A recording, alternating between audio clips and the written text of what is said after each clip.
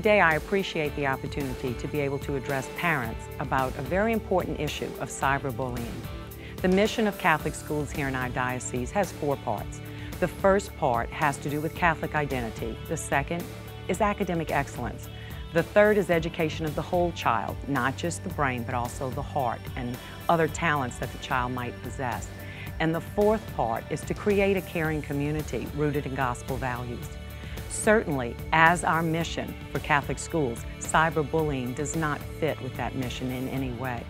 And we are here to partner with parents and help parents as we address this very important issue with our students. It's kind of like kids just making fun of other kids with like texting and like Facebook and everything. They're like using it like the internet or like other things, like instead of like doing it confrontational, I guess.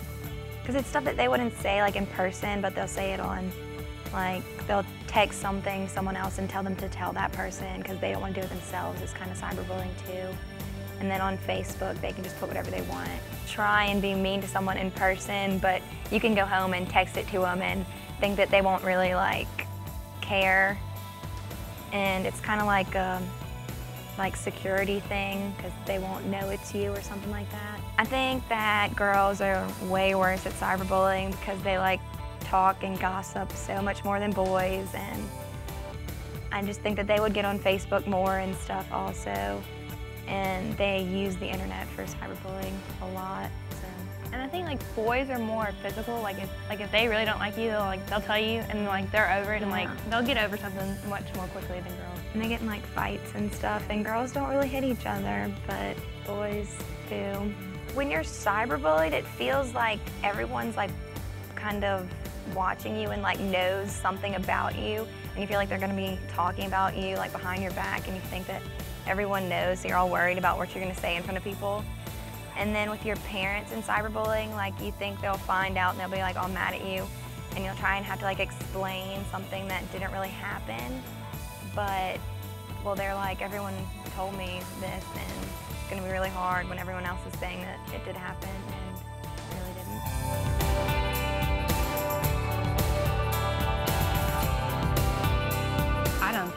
I don't think like kids would go to their parents because it's like if it's not true, they probably don't want their parents to know about it, so they don't want them to like assume things and assume that it's true. So I don't think they would go to their parents. Like I wouldn't, if I was cyberbullied, and I wouldn't go to my parents because I wouldn't want them to think like something was wrong at school, and I wouldn't really want their help with it or anything. And I would just kind of want to handle it on my own, even though knowing I couldn't, I just wanted to think that I could. I kind of think that parents should try and like talk to their kids about it, but if the kid doesn't talk about it, then I don't know what you could do to get them to tell you, so it's kind of hard to say what should parents do or what should they not do. I think it would be helpful to educate all the kids about when you should go to parents, even though I think you should go to parents like to begin with if anything happens, because it could turn into a really serious situation, and then you could just get more scared and you wouldn't want to go to them anymore. And you just think that you could like put yourself in more danger if you told someone else, and the person that's cyberbullying you found out, then that could get like really bad. Like if they're not like as social as they used to be, I guess, because they don't want to go out in like public or like people think they know something about them, then they should probably like that. Maybe that's when they should start worrying about it. Well, I've heard about like cyberbullying getting so bad that kids will like commit suicide because they're so depressed about everything, because this person's like making fun of them, and none of the things are really like fair what they're doing. So they become like all kept to themselves, and then they just can't take it anymore. So they end up like killing themselves. My name is Justin Patchen. I'm an assistant professor of criminal justice in the Department of Political Science at the University of Wisconsin-Eau Claire.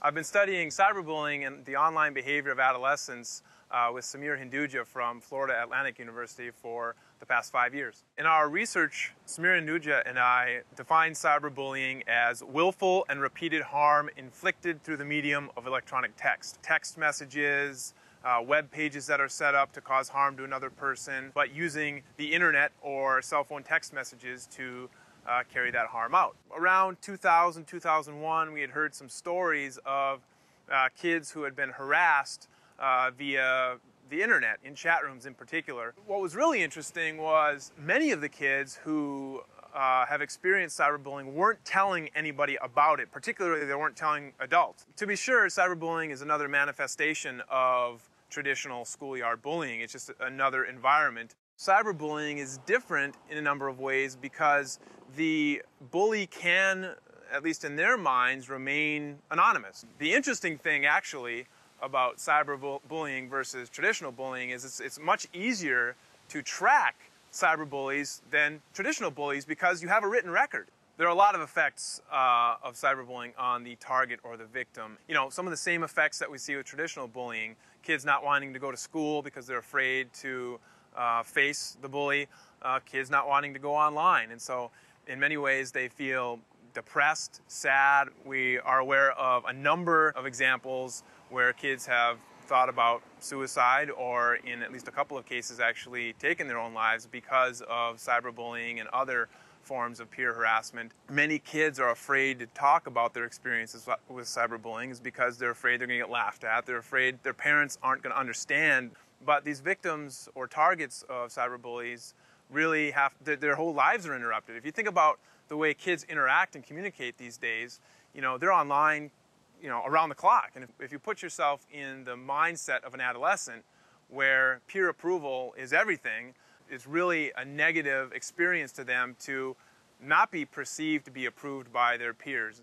Cyberbullying will take place anywhere that kids hang out. There's been a lot of press about MySpace and Facebook and cyberbullies hanging out there. I don't think it's anything specific to MySpace or Facebook. I just think it's that kids are hanging out there, so these kind of behaviors are going to happen. There might be some consequences at school, detention, suspension.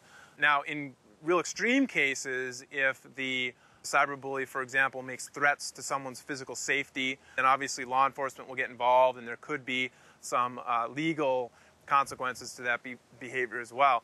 There are a number of warning signs you can look for if they're having trouble sleeping, if they don't want to do the kind of things they normally would want to do, then again, something's going on. It's the same kind of investigation you would do no matter, you know, what's out of the ordinary with your kids.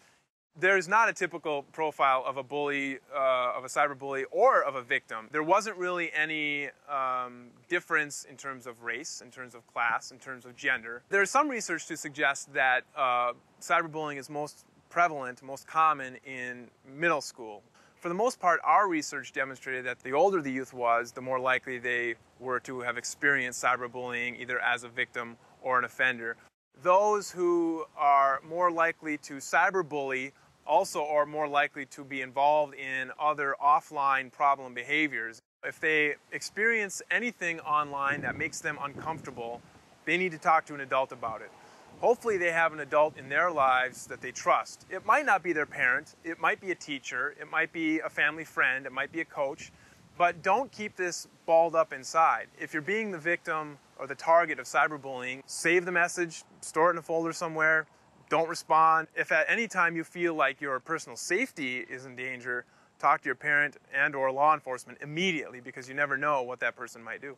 There are a lot of websites online that have suggestions for what you can do or who you can talk to, but your most valuable resource, I think, if you're a victim or a target of cyberbullying is your parents. Well, it's going to be difficult for us to stop cyberbullying altogether. If you're a parent or a teacher and a student comes to you or your child comes to you and says, I'm being cyberbullied, listen to them and dealing with it, not simply ignoring it. It's imperative that parents do take action when incidents of cyberbullying come to their attention. Hi, I'm Danny Lohr, Executive Director at Louisiana Conference of Catholic Bishops. I'm the Chief Lobbyist Advocate for the bishops at the Capitol with my associate Rob Tasman. Together we keep an eye on all the bills that are affecting the Catholic churches in the area of pro-life, social justice, Catholic education, and also bills of a general nature that affect the Catholic community. One of the key bills that came up this session, and one you should pay attention to, is the cyberbullying bill by Representative Roy Burrell of Shreveport. The governor has signed this bill. It's now Act 989. And it deals with the fact that there's a problem with cyberbullying.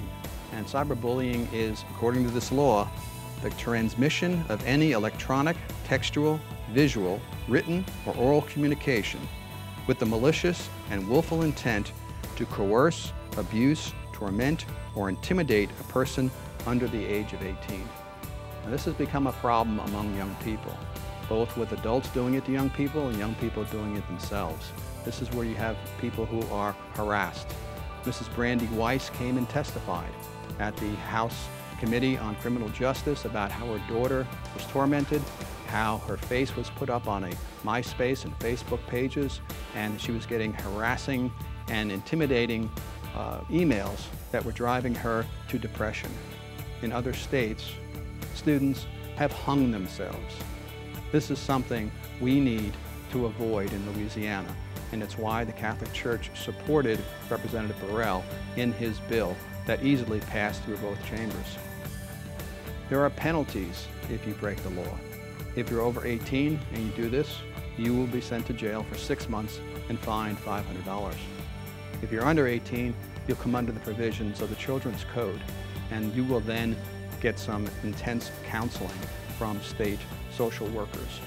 It's important that parents talk to their children about cyberbullying.